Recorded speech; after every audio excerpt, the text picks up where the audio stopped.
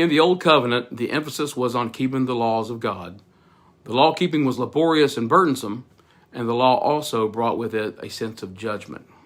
God's grace is far more superior to the law, and even though the people of Israel had to keep the law, provisions were also made by way of the blood sacrifices for their failures.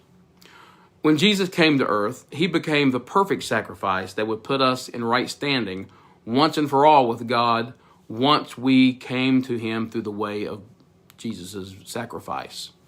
However, the knowledge of good and evil is embedded in our nature, and the flesh will always try to puff up to prove that we can keep the law, be it through self-discipline or self-will.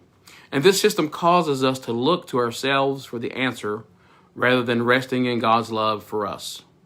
The leaders of the law in Jesus' time had major issues with the gospel Jesus was preaching and always sought an opportunity to ridicule him.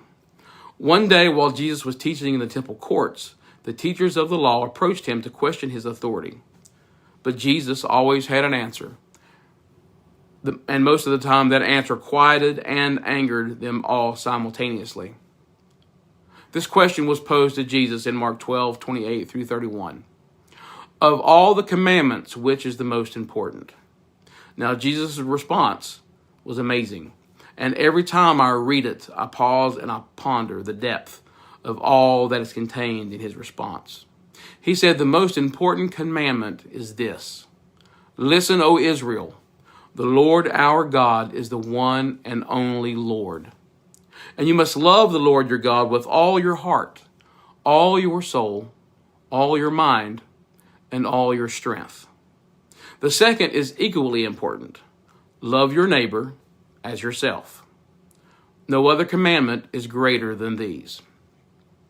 You see, Jesus summed up all the laws in the Old Covenant with just two, and we translate those two laws in layman's terms as love God, love people. And the truth about God is that he is love, and he made us to love, not to punish us.